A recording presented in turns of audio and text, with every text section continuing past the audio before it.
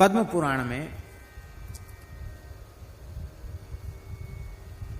महर्षि वशिष्ठ महर्षि भरद्वाज को श्री राम नाम के महात्म्य का वर्णन करके सुना रहे हैं। बड़े प्यारे श्लोक हैं महाराज जी पद्म पुराण के। वशिष्ठ जी कह रहे हैं, हे महामुनि भरद्वाज जी,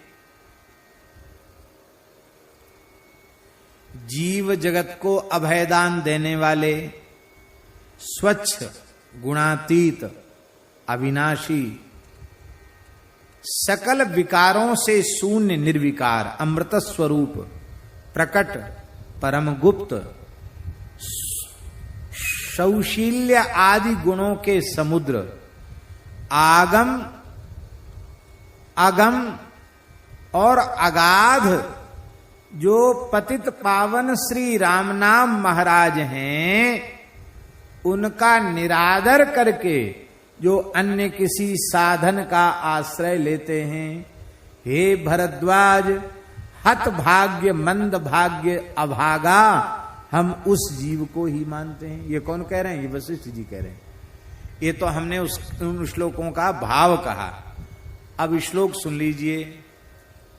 अहो महामुने लोके राम नामा भयप्रदम निर्मलम निर्गुणम नित्यम निर्विकारम सुधास्पदम प्रत्यक्षम परमम गुह्यम शौशिल्यादि गुणार्णवम त्यक्ता मंदात्मका जीवा नाना मार्गानुयायिनः। इसलिए यत्र तत्र स्थितो वापि संस्मरेन्नाम मुक्तिदम सर्व पाप विशुद्धात्मा सगच्छेत परमांगतिम। भगवान वशिष्ठ कह रहे हैं, हे भरद्वाज, शुद्ध हो अशुद्ध हो, कहीं हो कोई स्थान हो, कहीं भी बैठ करके जो श्रद्धा पूर्वक राम नाम का स्मरण करता है, वो सारे पाप तापों से विनिर्मुक्त हो करके भगवान श्री राम के परम धाम को प्राप्त करता है। इसमें कोई संशय नहीं है। कितने महात्मा ऐसे शमशान में बैठ के राम राम जपते हैं। हाँ, एक कन्हैया जी करके एक संत थे, वो कराची शहर, उस समय भारत का विभाजन नहीं था, कराची शहर का श्मशान था बड़ा भारी। उसमें एक भक्त थे ठाकर सिंह भाई, उनको साथ लेकर जाते। वो उनसे आयु में थोड़े बड़े थे और दोनों लोग रात को वहीं बैठ के भजन करते थे। एक बार उन्होंने कहा, श्मशान में क्यों भजन करते हो? बोले, देखो श्मशान में नींद किसी को नहीं आएगी डर के मारे, और यहाँ मुर्दा जल रहे हैं, लोग रो रहे हैं, गा रहे हैं, तो लोगों को वैराग्य भी बना रहता, तो वैराग्य भी रहेगा और भय के मारे नींद नहीं आएगी। इसलिए बोले राम राम यहाँ बैठ के जपते हैं। उन्होंने कहा, आप अकेले आ जाए करो, हमको संग में क्यों लाते हो? तो बोले, देखो धूना में एक लक्कड़ चैतन्य नहीं रहता, लक्कड़ के सारे लक्कड़ रहता है तो चैतन्य रहता है। इसलिए तुम साथ में रहते हो तो मन लगा रहता भजन में, लो लगी रहती नाम की। महात्माओं के कैसे कैसे उपाय हैं, लेकिन आप वैदिक कर्मकांड सब जगह नहीं कर सकते, उसके लिए स्थल का विचार करना पड़ेगा। मोहानलोल्लसज्ज्वाला ज्वलल्लोकेषु सर्वदा श्रीनामाम्भोधच्छायायां प्रविष्टो नैव दह्यते। कितनी बढ़िया बात वशिष्ठ जी कह रहे हैं। कहते, मोहरूपी अग्नि में सारा संसार जल रहा है, जो राम नाम रूपी मेघ की छाया में आ जाता है वो शीतल हो जाता है, मोह की अग्नि में नहीं जलता है। राम नाम ही शीतलता देने वाला है। राम नाम जपा देव राम रूपस्य साम्यताम याति शीघ्रम न संदेहो सत्यम सत्यम बचो मम। वशिष्ठ जी कह रहे हैं, हे भरद्वाज जी, प्रेम पूर्वक आसक्ति पूर्वक तन्मय होकर के जो राम नाम का जप करता है वो राम जी के ही समान हो जाता है, इसमें संशय नहीं है, नहीं है, नहीं। महाराज, राजस्थान में महात्माओं ने, राम स्नेही परंपरा के संतों ने केवल और केवल राम नाम जप के वो काम किए जो काम ईश्वर के अतिरिक्त कोई दूसरा नहीं कर सकता, और राम नाम के द्वारा वो सब काम किए। हम लोग खेड़ापा गए थे, कैसी कैसी बातें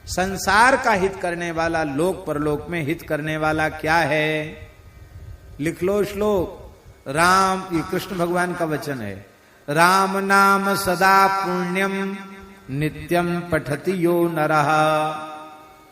जो राम नाम का नित्य पाठ करता, उच्चारण करता, अपुत्रो लभते पुत्रम सर्व काम फलप्रदम। यदि पुत्रहीन है तो पुत्र मिल जाएगा, सारी कामनाएं पूरी हो जाएंगी। मंगलानि गृहे तस्य सर्व सौभाग्य सौख्यानि भारत।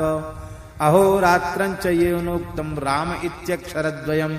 उसके घर में सारा मंगल हो जाएगा, सब सुख आ जाएंगे जिसने दिन रात राम नाम का उच्चारण कर लिया, कीर्तन कर लिया। गंगा सरस्वती रेवा यमुना सिंधु पुष्करे केदारे तूदकम पीतम राम इत्यक्षरद्वयम्। उसने गंगा सरस्वती नर्मदा यमुना सिंधु पुष्कर केदार सब में स्नान कर लिया, सबका जल पी लिया जिसने राम नाम का कीर्तन कर लिया। अतिथे पोषणं चैव सर्वतीर्थावगाहनम सर्व पुण्यम समाप्नोति राम नाम प्रसादता। उसने अतिथियों का पोषण कर लिया, सब तीर्थों में स्नान कर लिया और उसने संपूर्ण पुण्य कर्म कर लिए जिसने राम नाम का स्मरण कर लिया। सूर्य पर्वणि कुरुक्षेत्रे, उसने सूर्य ग्रहण के समय कुरुक्षेत्र में और कार्तिक की पूर्णिमा को वहां जाकर क्रौंच पर्वत पर कार्तिकेय जी का दर्शन कर लिया जिसने राम नाम का उच्चारण कर लिया। न गंगा न गया काशी नर्मदा नैव चुस्पुरम सदृशम राम नाम नस्तु न भवन्ति कदाचन। गंगा गया काशी नर्मदा पुष्कर आदि तीर्थ भी राम नाम की महिमा की बराबरी नहीं कर सकते। जिसके जिह्वा पर रा और मां ये दो अक्षर विराजमान हैं, उसका सारा दान हवन तपस्या यज्ञ सब कुछ उसका हो गया। ये न दत्तम हुतम तत्तम सदा विष्णु समर्चिता जिह्वाग्रे वर्तते यस्य राम इत्यक्षरद्वयम्। उसने माघ स्नान कर लिया, उसने गया में पिंडदान कर लिया, उसने सब कुछ कर लिया जिसने राम नाम का उच्चारण कर लिया। माघ स्नानम कृतम तेन गयायाम पिंडपातनम सर्वकृत्यम कृतम तेन यौनोक्तम राम नामकम। उसके सारे पापों का प्रायश्चित्त हो गया। प्रायश्चित्तम कृतम तेन महापातकनाशनम तपस्तप्तम च यौनोक्तम राम इत्यक्षरद्वयम्। और सुन लो, चत्वारः पठिता वेदा, चारों वेदों का पाठ हो गया। सर्वे यज्ञाश्च याजिता, सारे यज्ञ हो गए। त्रिलोकी मोचिता तेन राम इत्यक्षरद्वयम्। उसने तो तीनों लोगों को मुक्त कर दिया जिसने राम नाम का उच्चारण कर लिया। इसलिए हे अर्जुन, इस धरती का सबसे बड़ा तीर्थ राम नाम ही है। भगवान श्री कृष्ण कह रहे हैं, अर्जुन धरती का सबसे बड़ा तीर्थ राम नाम है। राम सहज श्वास तीर्थ बहे सहजो जो को न्याय पाप पुण्य दो जरे हरिपद पहुंचे जाए। ऐसी राम नाम की महिमा है। अर्जुन ने पूछा, महाराज एक बात और बता दो, अब फिर हमारा समाधान हो जाए। बस 2-3-4 श्लोक और बोल देते हैं, बस एक बात और बता दो। क्या? बोले अभी तो द्वापर चल रहा है, आपका धराधाम छोड़ते ही, आपके धराधाम छोड़ते ही कलयुग आ जाएगा।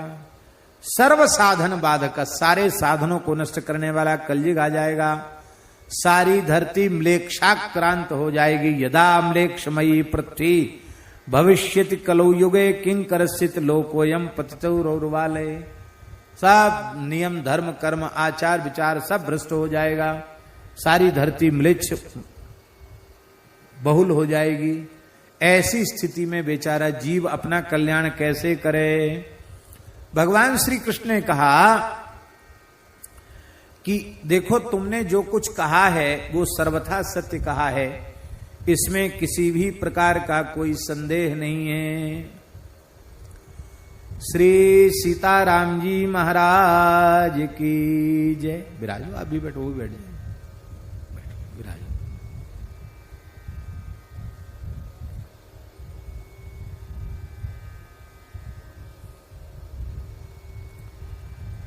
आज हम 2-3 दिन से याद भी कर रहे थे मदन मोहन दास जी को, कि इनका